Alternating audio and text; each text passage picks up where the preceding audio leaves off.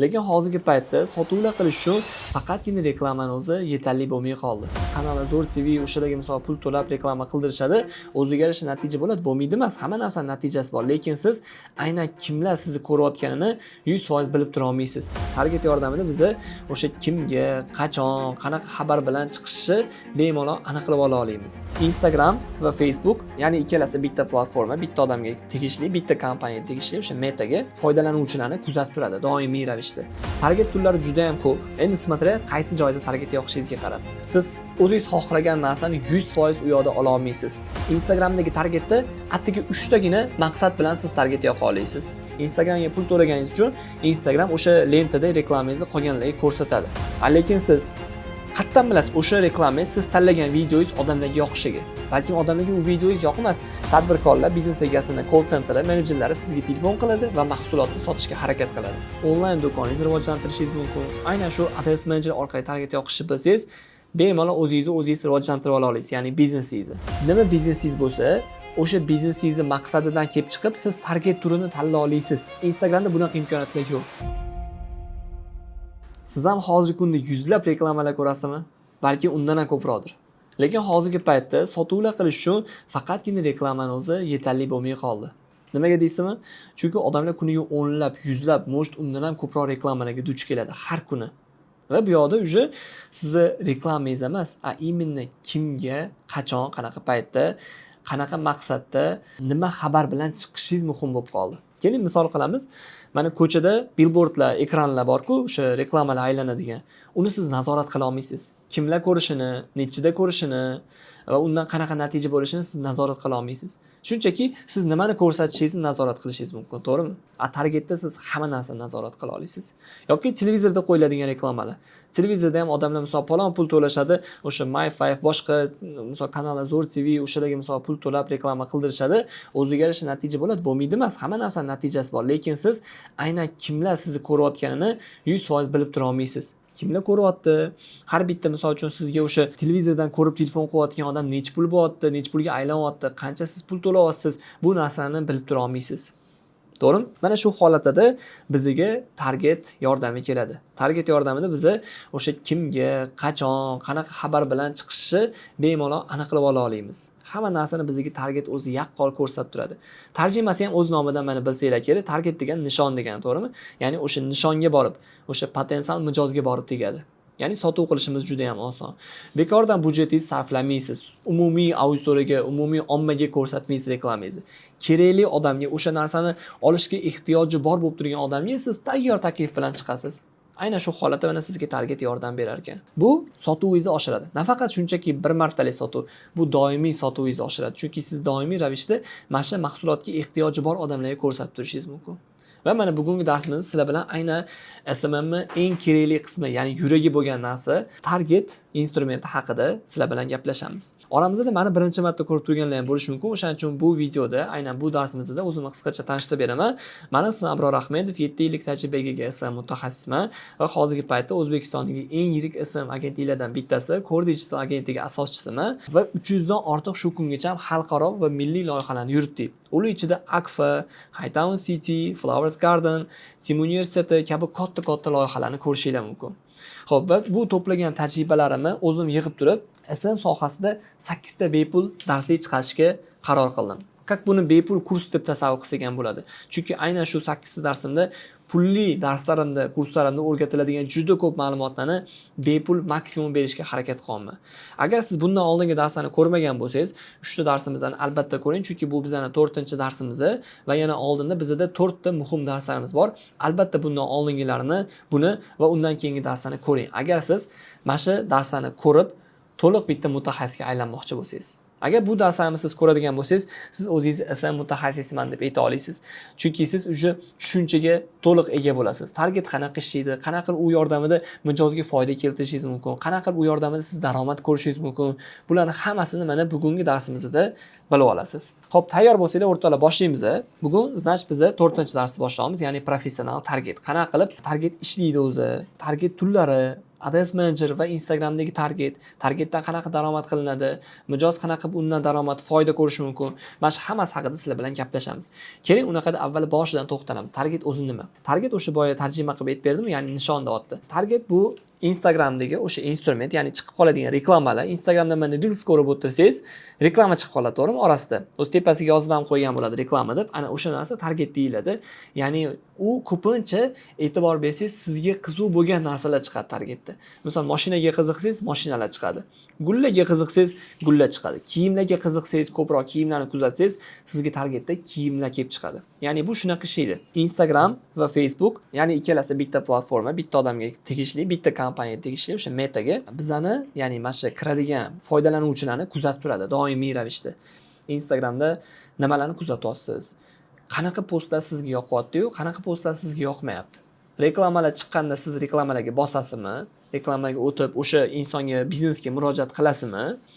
Ya'ni mana shu narsalarni target ko'rib tura oladi va shuradan kelib chiqib, misol uchun sizga o'zingizga mos bo'lgan reklamalarni ko'rsatadi. Bu sizga ham plyus va albatta reklama berayotgan tadbirkorga ham plyus. Demak, target shunaqa narsa ekan. Targetni keling tullari bilan tanishib chiqamiz. Target tullari juda ham ko'p. Endi смотря qaysi joyda target yoqishingizga qarab. Target ikki xil turga bo'linadi. Target yoqishi, ya'ni kimdirlar Instagram orqali target yoqadi. Instagramga kirib turib, postinglarga tushsanglar, o'sha yerda продвигать tugmasi turadi. Продвигать publikatsiya degan ko'k tugma turadi targetda. Bu Instagramdagi eng sodda, любой odamni chaqaloq ham yoqib ketishi mumkin bo'lgan target turi. Juda ham oson. YouTube'ga o'zingizlar Instagramda target yoqish deb yozsanglar, bir dunyo darslar kelib chiqadi. U juda ham oson. Uni hatto men o'rgatishni o'zimga ep ko'rmadim. Juda ham oson narsa. U yoqda deyarli hech qanaqa turlari yo'q, juda ham kam, nastroykalari ham kam. Siz o'zingiz xohlagan narsani 100% u yoqda ola olmaysiz. Endi qaysidir ma'noda mahsulotingizni reklama qila olasiz, to'g'ri, lekin 100% ola olmaysiz. Ikkinchi target turi qaysi? Men aytayotgan, ya'ni professional target. Bu Facebookdagi Ads Manager orqali yoqiladi.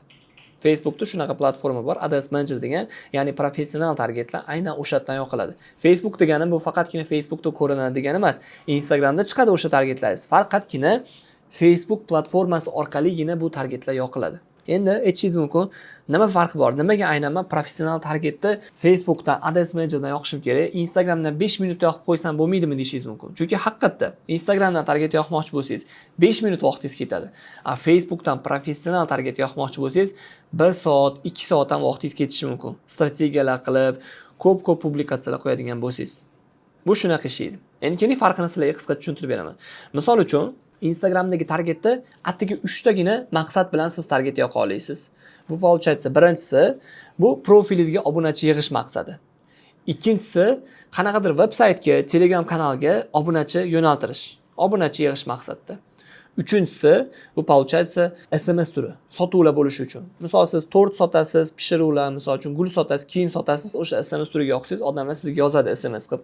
Men mana shu guldan zakaz qilmoqchiman deb, to'g'rimi? Mana shunaqa 3 tagina turi bor ekan. Va siz bittagina postni tanlaysiz Instagramda, o'sha postga siz misol uchun budjet berasiz, to'g'rimi? Ya'ni pul sarflashingiz kerak. U reklama qarang, nima evaziga ishlaydi? Siz pul to'laysiz Instagramga. Instagramga pul to'laganingiz uchun Instagram o'sha lentada reklamangizni qolganlarga ko'rsatadi. Ya'ni siz o'sha Instagramdagi bitta postingizni olib reklamaga ko'rsatishingiz, endi bu qancha budjetingiz bo'lsa, shuncha ko'p odam ko'radi.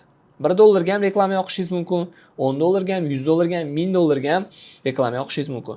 Qancha ko'p bo'lsa, значит shuncha ko'p odam ko'radi degani. Lekin Instagramda bitta taraf bor. Bitta siz publikatsiyani tanladingizmi, o'sha publikatsiyaga aniq summa kiritishingiz kerak. Misol uchun $5 lik kuniga yoki kuniga $10 dan o'sha reklama uchun pul tikishingiz kerak bo'ladi. Lekin siz qattan bilasiz o'sha reklama siz tanlagan videoingiz odamlarga yoqishiga. Balki odamlarga u videoingiz yoqmas. Siz bekordan mana bitta targetga tikos pul o'sha postga $10, может $5 tikos, lekin odamlarga u videoingiz yoqmayapti va natijada sotuvlar bo'lmayapti. To'g'rimi? Siz pul yutqizasiz. Bekorga targetga pulingiz ketib qolyapti. Buni holatda sizga o'sha men aytgan Facebookdagi Ads Manager yordamga keladi.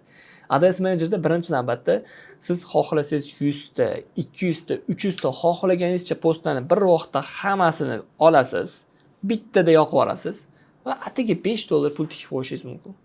Va o'zi qaraydi, qaysi biri yaxshi ketayotgan bo'lsa, o'sha targetlardan, videolardan, o'sha yaxshi ketayotgan publikatsiyani obunachilarga, ya'ni kuzatuvchilarga ko'proq ko'rsatish boshlaydi. Чтобы maksimum natija olish uchun. Ya'ni Instagramdan farqli tarafi, Instagram u postingiz yaxshi chiqqanmi, chiqmaganmi, unga farqi yo'q, u odamlarga ko'rsataveradi. Lekin Facebook faqatgina yaxshi chiqqanlarini ko'rsatadi, чтобы siz undan maksimum natija olishingiz uchun. Tushunyapsizmi? Eng katta farqi mana shunda. Undan keyin Facebookda target turlari juda ham ko'p. Instagramda boya atiga 3 tagina maqsad topdik, to'g'rimi? 3 tagina maqsadi bor ekan dedik. Profilga kirish, Telegramga, Instagram, veb-saytga misol odam yo'naltirish va uchinchisi SMS turi ekan. Bizda targetda, ya'ni professional ads managerdan yoqadigan bo'lsa, bu 3 tasi ham bor.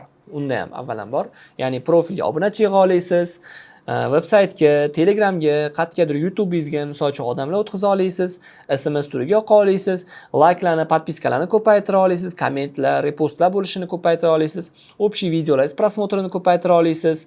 Xo'p, undan keyin lead degan turi bor, ya'ni lead degani potensial mijozli telefon raqami.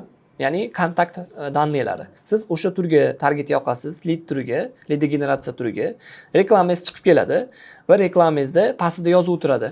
To'liq ma'lumot olish uchun ro'yxatdan o'ting degan, to'g'rimi? Yoki podrobniy turadi, o'sha batafsil tugmasi. Bosasiz, ichiga kirsangiz, sizdan so'raydi, ismingiz va nomeringizni qoldiring, чтобы mana mahsulot haqida to'liq ma'lumot olish uchun deydi. Va siz nomeringizni qoldirasiz, ismingizni qoldirasiz va bu yoqda tadbirkorlar, biznes egasini, call centeri, menejerlari sizga telefon qiladi va mahsulotni sotishga harakat qiladi. Menimcha ko'pchilik bu narsani qilib ko'rgan. Oldin nomeringlarni qoldirgan bo'lsanglar kerak reklamalarda va sizlarga aloqaga chiqqan bo'lishi kerak ular. Mana shunaqa lead generatsiya turlari bor. Konversiya turi bor. Misol uchun sizda agar veb-saytingiz bo'lsa, qanaqadir o'sha veb-saytingizdagi определенный, ya'ni ayrim tugmalarga obunachilarni o'tadigan qilsangiz bo'ladi. Misol uchun sizning veb-saytingizda sotib olish tugmasi bor. Odamlar o'sha tugmani bosganida siz misol uchun ko'rib tura olasiz. Mana shuncha odam mana shu tugmaga bosyapti va har bitta mana shu odam tugmaga bosgani uchun siz qanchadan pul to'layapsiz, bu narsalarni ko'rib tura olasiz.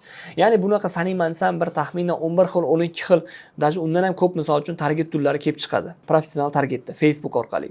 Ya'ni ko'rasiz, Instagramda atiga 3 ta bo'lsa, bu yoqda mana Facebook orqali, Ads Manager orqali target yoqqanimizda bizda 10 tadan ko'p turlari bor ekan.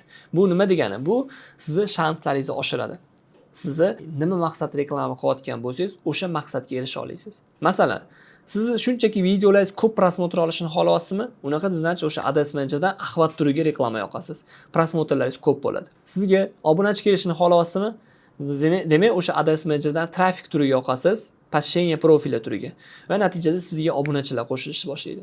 Siz misol uchun arzonroq mahsulotlarga sotuv qilish xohlasin, misol kiyim-kechak, chexollar, kompyuter, telefon, misol gul, tortlar, misol uchun mana shunaqa narsalarga zakaz tushishi uchun qilmoqchi bo'lsangiz, SMS turiga yoqishingiz mumkin.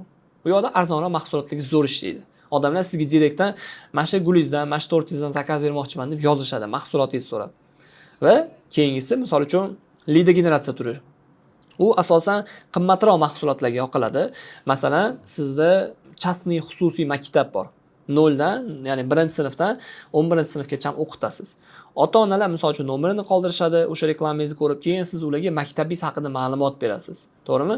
Yoki qanaqadir sizda operatsiya bo'lishi mumkin, ko'z operatsiyasi bo'lishi mumkin.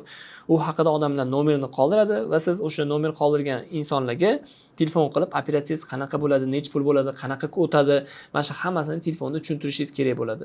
Konsultatsiyaga chaqirasiz, ehtimol telefon raqamini olib qolib, to'g'rimi? Mana shunaqa yo'llar bilan siz Facebook orqali foydalana olasiz. Ya'ni ko'rasiz, nima biznesingiz bo'lsa, o'sha biznesingizning maqsadidan kelib chiqib, siz target turini tanlay olasiz. Instagramda bunaqa imkoniyatlar yo'q. Bu yoqda siz tanlay olasiz. Misol sizda aytishnik bo'lsangiz, qanaqadir programma, o'yin yaratgan bo'lsangiz, Instagramda reklamaga yoqishingiz mumkin. Instagramda bilsanglar, o'yinlarning reklamalari chiqib qoladi juda ko'p. Xuddi shunaqa narsalar qilish mumkin. Yoki o'sha boya aytganimda veb-saytingiz, onlayn do'koningiz bo'lsa, onlayn do'koningizni rivojlantirishingiz mumkin. Aynan shu Ads Manager orqali target yoqishni bilsangiz, bemalol o'zingiz rivojlantirib ola olasiz, ya'ni biznesingizni.